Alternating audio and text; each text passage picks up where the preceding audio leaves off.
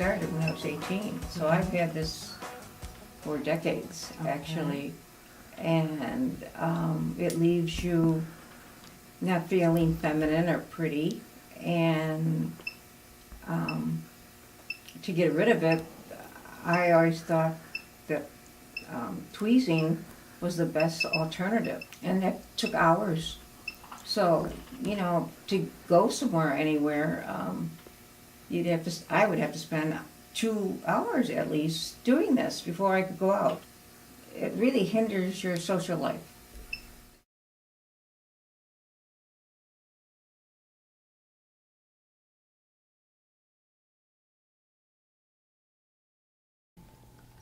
What I'm doing now is following the probable angle of insertion, as traditionally is done. I've inserted at the top of the dermis and am slowly gliding the filament down the follicle shaft to the base. I extract my foot off the petal and test the hair. Most frequently, the hair is released with the sheath intact. Is it necessary to see the sheath? Probably not, because when the junction of the epidermis-dermis is met and the sequential inverted pulsing takes place, most frequently sheaths appear, but historically, when the process is done slowly and appropriately, the hair does not return. One of the indicators of new growth versus regrowth is sometimes for what I refer to as traditional electrolysis, it would include ingrown hairs and pitting and scarring. But in this instance, when this methodology is practiced, we have the absence of hair. New hair, all new hair, begins to grow with a point.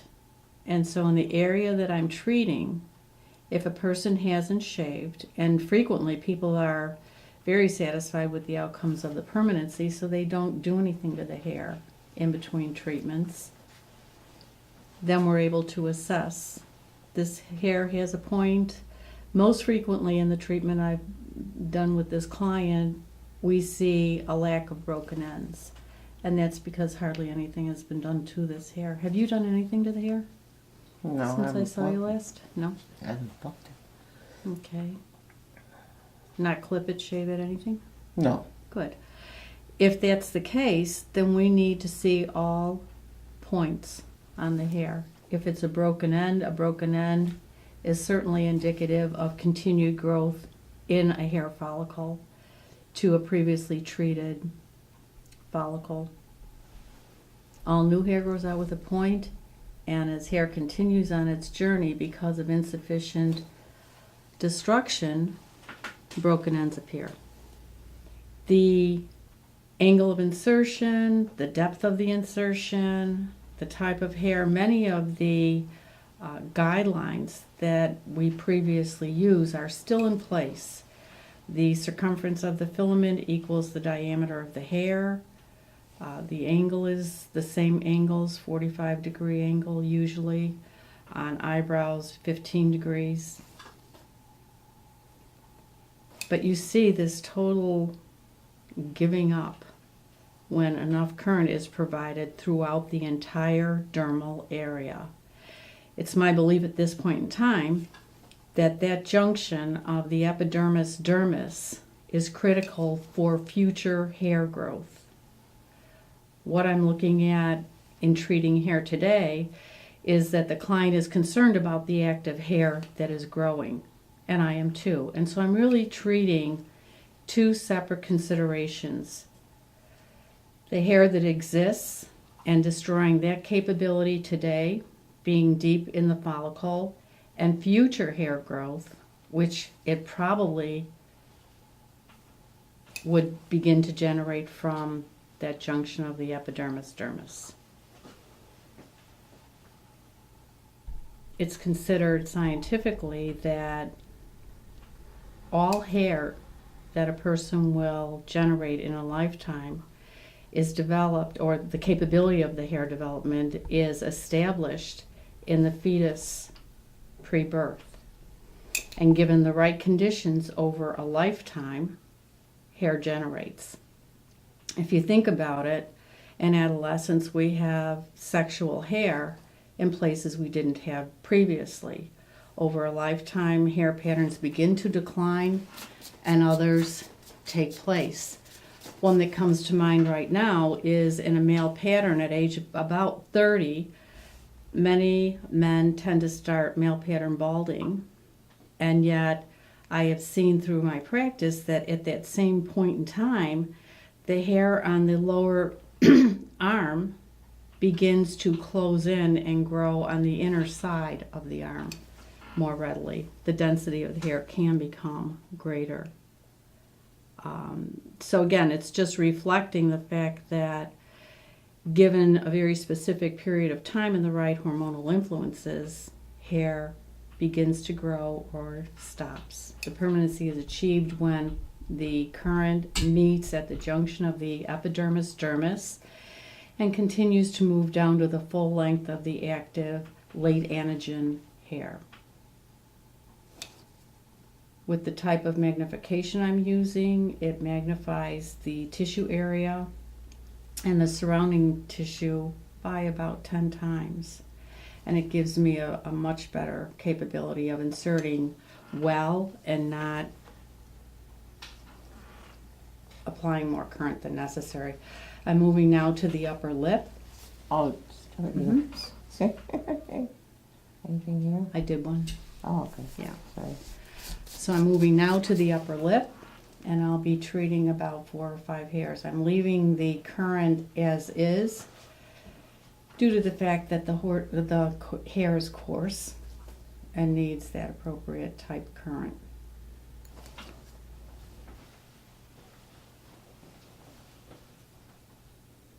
The body language of the client indicates that while not totally painless, it's certainly appropriate to think that they're tolerant, knowing that the outcome will be permanent hair removal.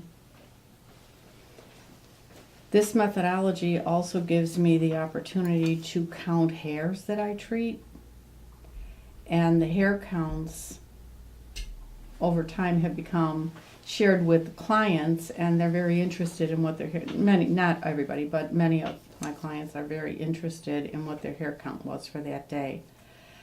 An average 15-minute treatment would allow us to treat perhaps this type of hair a range of about 45 hairs to 65 hairs in a 15-minute treatment.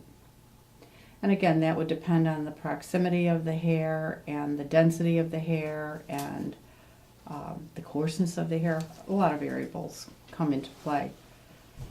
The point is, I never jump ahead. I just want to look at every hair for its own value and apply appropriate current, enabling permanent destruction to take place. The recovery of this process is edema and erythema, which is redness and swelling. If the hair is extremely coarse, there may be a red dot that would last for a day or two, but this is not extending in its circumference of tissue destruction as we're familiar with in traditional electrolysis. This is a micropulse, meaning a very quick pulse, and even at the junction of the epidermis, we see no tissue blowout or tissue effect, which would be a cause for concern of overtreatment or the whitening of the epidermis. Between 3.5 and 4 millimeters is the depth of this insertion, and the machine provides a depth gauge where we can actually compare, when necessary, the follicular sheath adhering to the hair on a millimeter gauge, enabling us to determine the true depth of our insertion.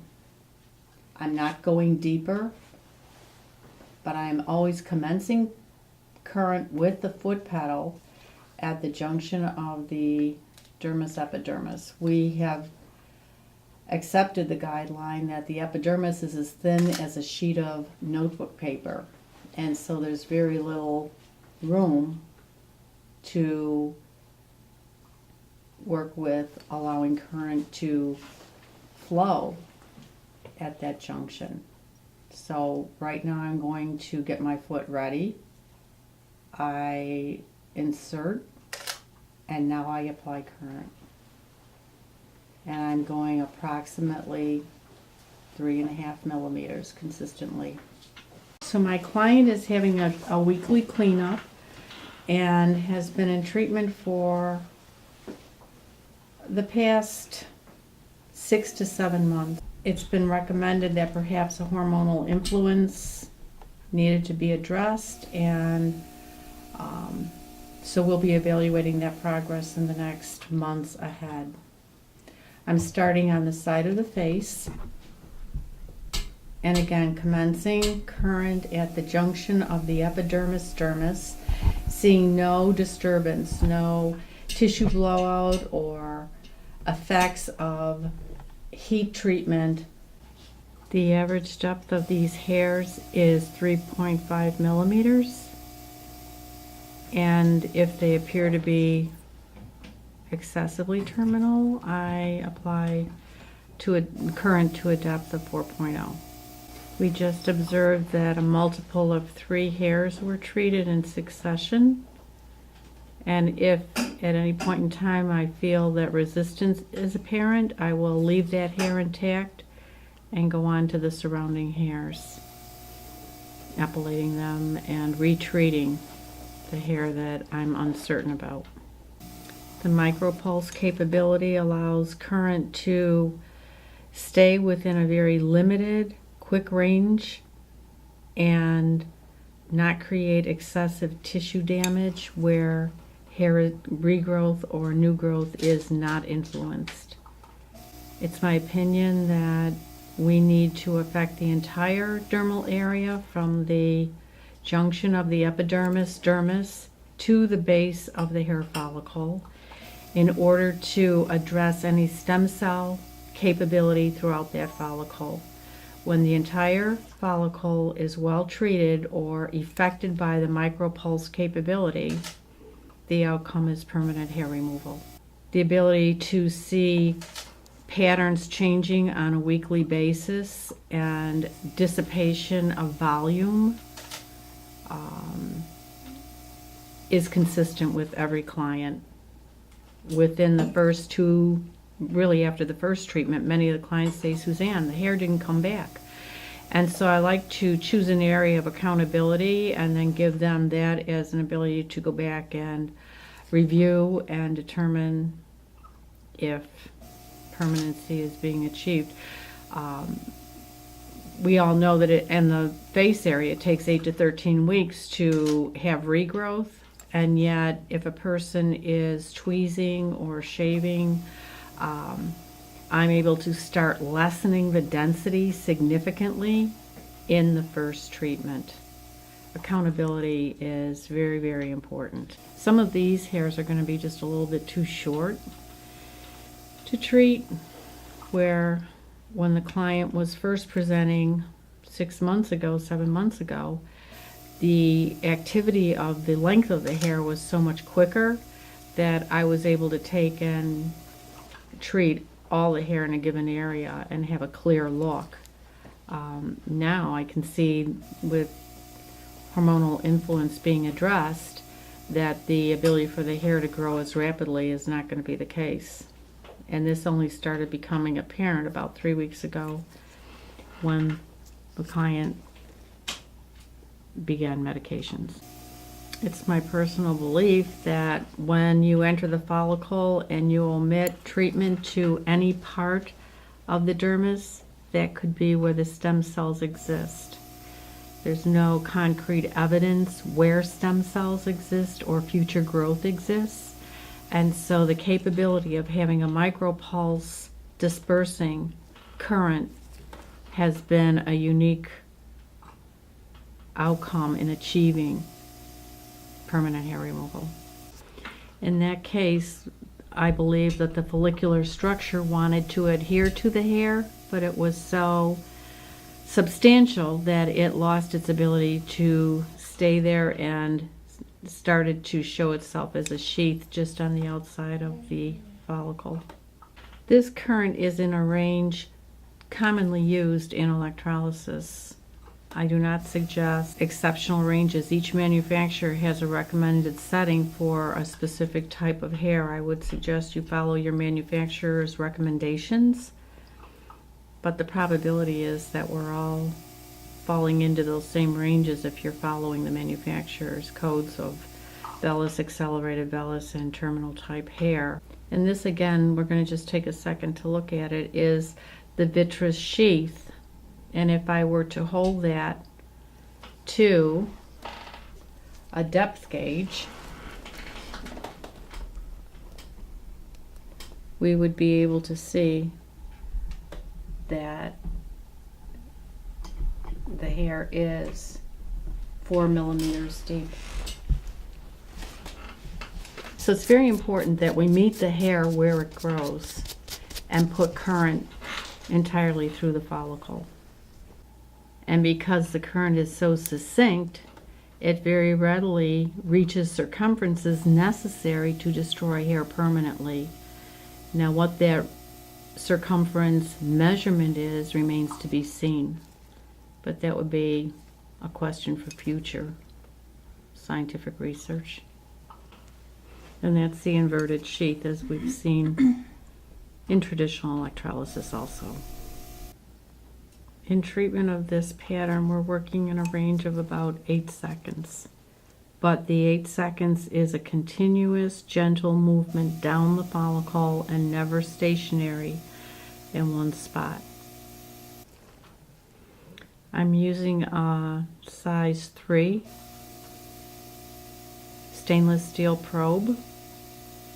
When we go back to our original electrolysis of Dr. S.I.M.P.L.E. over 130 years ago, he chose a stainless steel and a dry cell battery, and it conducted current adequately to destroy hair over half a minute, 2 minutes, 3 minutes, depending on the texture of hair. We now are able to take that same concept and negate the need for insulated probes, because we are not creating excess tissue damage. We are creating and congealing tissue that needs to be heated to a capacity that is not capable of reproducing hair follicle, the hair itself, and leaving the skin intact. We look back at the previously treated area and looks very healthy. And the healing properties are edema and erythema, which is just the redness and the swelling. In areas such as we're observing, the recovery is going to be greater because the hairs are closer together. The more sparse hair is, the less it's going to be observed that a person even had treatment. The density of this hair pattern, now that medication has been implemented, is significantly less per session. So it's a matter of getting through the growth cycles of the next 5 to 8 weeks, 8 to 13 weeks, and then the probability is over that period of time this person will lessen the need for treatment and space out maybe 10 days, 2 weeks, within that range of 8 to 13 weeks. Every hair is evaluated independently of every other hair previously treated. It's my opinion that I'm only responsible for one hair at a time, and that's all I'm interested in, is the hair that's being treated actively.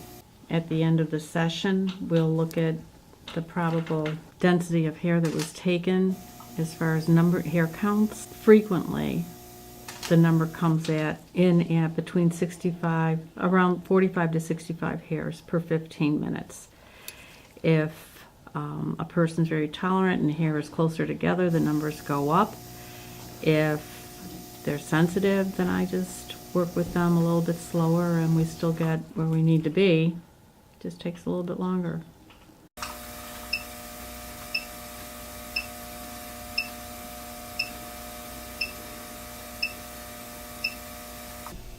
When clients begin treatment, we discuss the previous week's treatment, their progress, any concerns, and agree that based on the observation I'm looking at and their general consensus that the process is continuing to move in a positive, permanent fashion.